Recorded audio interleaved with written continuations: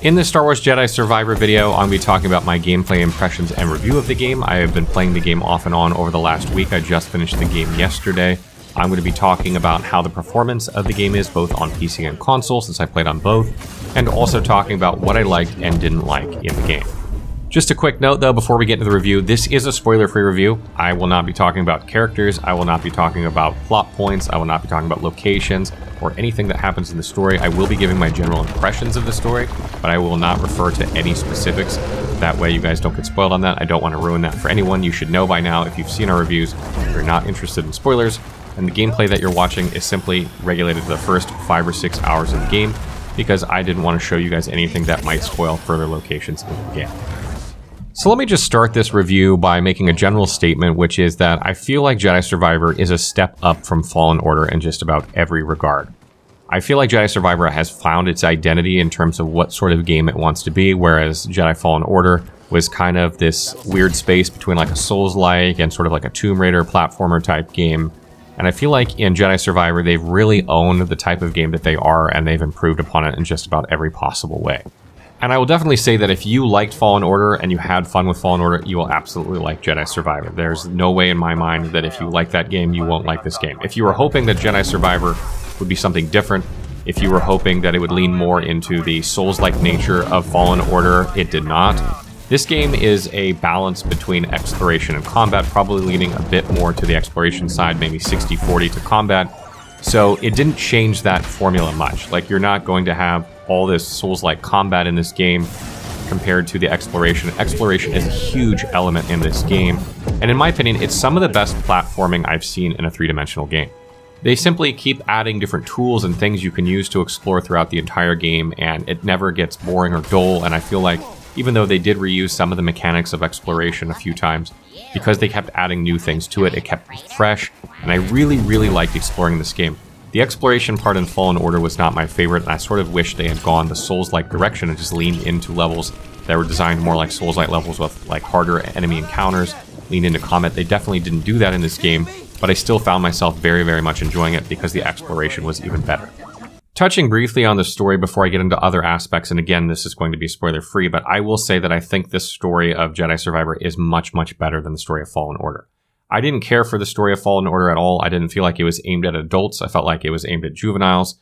The characters in that story, including Cal, were very dull, boring. It didn't advance the plot of any Star Wars lore whatsoever in that, in my opinion, except for, you know, having Vader in there at one point. Jedi Survivor is much better in my opinion. It is an adult Star Wars game. There is much more adult themes in this game. It's darker, and I really liked that about this game, and I felt by the end of the game myself actually caring about the characters in the game and what happened to them and what's going to happen further into this series. So I think if one of your biggest criticisms of Fallen Order was the story and the characters, I think you'll find that they did a much better job in Jedi Survivor, and I think you'll be pleasantly surprised. It's not to say it's the greatest story I've ever seen, but they certainly did a much better job, and I think they focused a lot more heavily on this aspect. Moving along, talking about the game design of the open world here. The game isn't truly open world in the sense that you don't have absolute freedom to go anywhere you want to go. They have made it so that each planet kind of feels open worldy, and you can free to explore that planet as much as you can. The game has like Metroidvania elements to it where there are places you can see but can't get to because you have different abilities, and obviously when you get there you don't know what you're missing. So you're constantly like exploring, and you're like trying to figure out these puzzles and wondering like, do I need a tool, or can I actually get through here? And sometimes if you're creative, you can get through even without tools. But they wrap this up in the plot, making you kind of go back and forth between these planets in a way that makes sense. And each time you would come back to these planets, you would have more abilities. You would go back to places you remember you couldn't get through, and now you'd be able to go through them and see new areas. And it wrapped together really well. Like, it didn't seem unnatural the way it was happening with the story, and it made me excited to go explore. Honestly, I haven't been that excited to explore in a game since Elden Ring, and they didn't do it on the level of Elden Ring. Don't misquote me on that. There was a small sliver of that same feeling that I got in Elden Ring from exploring some of the planets in this game. So next I want to talk a little bit about the character customization for this game.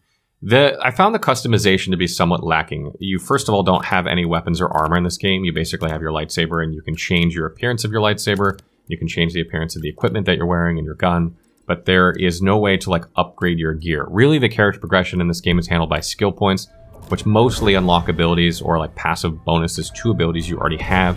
and perks, which are kind of few and far between, that have special benefits that like make you deal more damage with a firearm or make you regenerate force over time, kind of change your build modestly, but not in a huge way. And other than that, there's just really force and health upgrades. So there isn't like an RPG feeling to this game at all. It is strictly a story-told action game. If you're expecting more RPG elements in this game, you're going to be sorely disappointed. There are no decisions to be made, except maybe like 2 dialogue options, which are not really relevant to the game.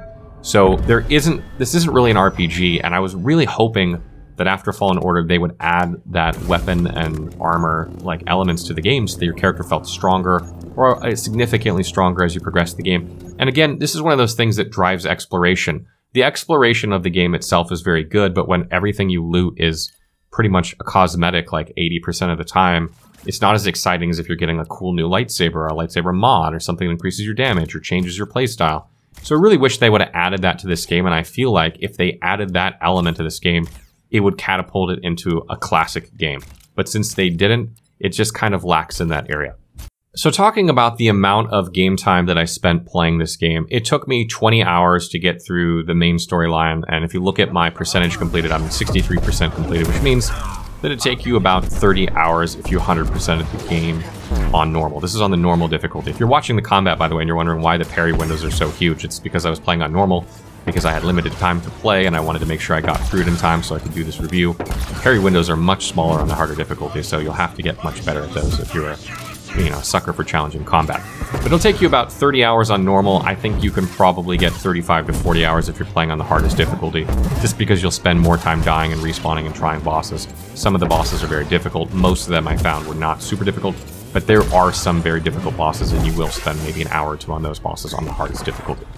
And this brings me to my last point, which is the performance of the game. And I played predominantly on PC, my whole playthrough is on PC, but I played a little bit on Xbox as well, about 5 or 6 hours, to sort of get a sense of how the game played. And we'll talk about PC first. If you couldn't tell by the gameplay footage by now, the performance on PC is absolutely abysmal, which is extremely disappointing. Not only could I barely keep 60 FPS on a 3080 Ti graphics card on 1440p on high settings, not even ultra, but the game constantly stuttered throughout the entire game. Everywhere I went, I was getting frame drops. I would drop below 30 FPS sometimes. Sometimes I would drop into single-digit FPS. This took place through the entire game. Particularly at the beginning of the game, it was really bad in the first tutorial area. There was a patch on April 25th that was supposed to improve performance. This did not improve performance. Supposedly there is another patch on the 27th that's supposed to improve performance even more. Even if performance improves, I don't think you're going to be able to run this game unless you are rocking some $6,000 to $7,000 system, and even then, you're probably still going to have stuttering. This, unfortunately, has become a common trend in the gaming industry. We saw problems with Hogwarts Legacy on PC, Callisto Protocol on PC. We've seen it with Wo Long. We saw it with Wild Hearts. Tons and tons of games that play terribly on PC that play fine on console. This is becoming a thing. I don't know why it's happening. I am not a developer. But I would just say this, be very, very cautious about buying PC titles in the future. If you can get them on console and you have, this generation of console, PS5, Xbox Series X, consider buying those games on those platforms, and then it seems the safer bet to me at the moment. Unfortunately, it doesn't stop there though, because I also had huge audio bugs. Almost all the audio in the game was desynced during cutscenes, meaning like when the game was not actually talking while I was running around, but when it went into cinematic mode and I had cutscenes, every single dialogue was desynced through the entire game. I am told there is a fix for this on the 27th, but it basically almost ruined my playthrough, because imagine this really story-driven game where every time there's an important plot point, the audio is desynced and characters are talking over each other and they're stuttering, and that happened the whole game. I frankly couldn't believe that they gave this product to reviewers, because it was so obviously bugged that I've never seen a bug like that in all the reviews of games I've done. So that was really unfortunate. Hopefully that gets fixed in this patch on the 27th.